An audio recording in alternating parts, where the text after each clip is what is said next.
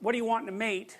If you're a woman, you might say, well, you know, you want someone who's kind and loving and forgiving and empathic, and those are all good things, but it isn't necessarily the case that the empirical studies show that that's what drives mate selection. So we could look, this is an interesting study, so it's a few years old, 1,000 French-Canadian respondents, 433 males and 700 females, and so here are the variables. One is possession of resources. It's a composite index composed of occupational prestige, income, and education. And then the other variable is acquisition of partners, sexual partners, that is. Number of lifetime and preceding year sexual partners, lifetime occurrence of simultaneous partners, which is a yes or no variable, and lifetime frequency of simultaneous partners, 1 to 5, with 5 being very often. Here's the assumption. You can, you know, decide for yourself if you think this is a warranted assumption. The number of partners a member of sex A acquires is taken as an index of how often this individual is chosen by sex B. So that's an indication of reproductive fitness, desirability, at least as assessed by members of the opposite sex, who you would think would be the logical judges for that sort of thing. Male criteria. 166 unattached women ages 25 to 50. Correlation between fertility rates and number of partners in previous year equals 0.94. Males choose fertility. Indicators: beauty, waist to hip ratio, youthful appearance, and neotenous facial features. Neotenous means there's a tendency among animals as they evolve to increasingly look more in their adult stages like their juvenile forms. So here's an example. If you look at the skull of a baby chimpanzee, it looks almost exactly like the skull of an adult human. So what's happened is as adults, we're more like baby chimpanzees than the adult chimpanzees are. We've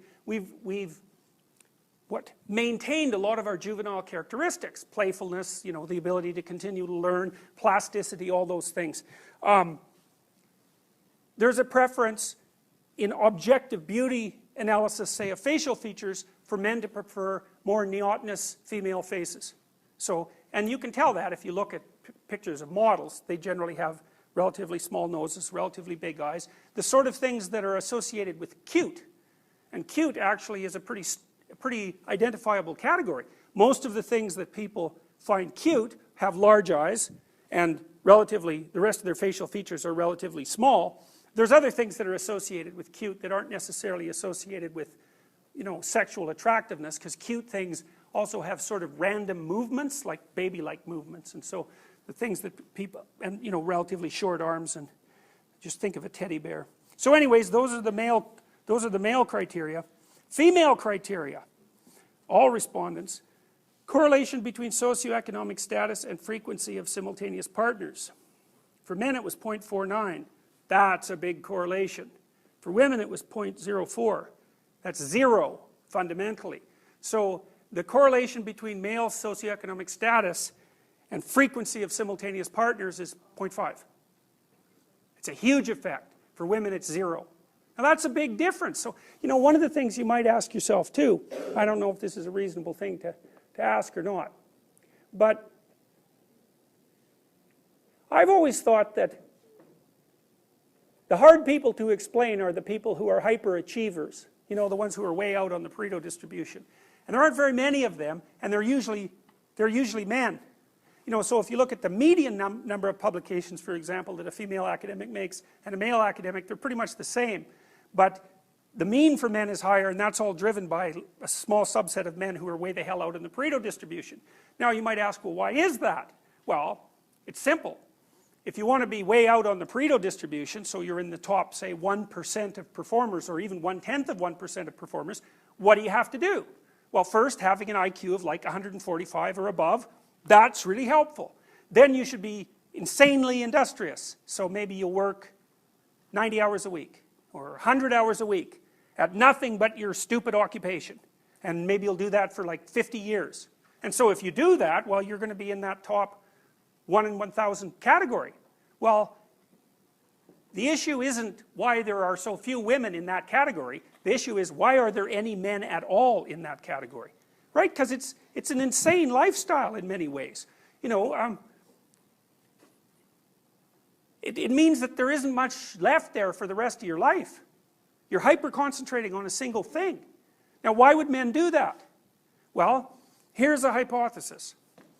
One of the things that drives the probability that a woman will find a man attractive enough to sleep with is his status.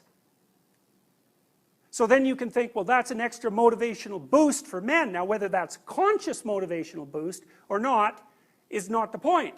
The question is it a boost that might have been instantiated as an evolutionary element of general motivation? Well, men are more competitive, they're more disagreeable, and if they're more disagreeable and more competitive, they seem to do better, especially in high status jobs, and then women are more likely to pick men like that for sexual partners, so at some point it becomes difficult to avoid the conclusion, especially since we know that the men on the way out on the tail end of the Pareto distribution are disproportionately likely to sleep with many women.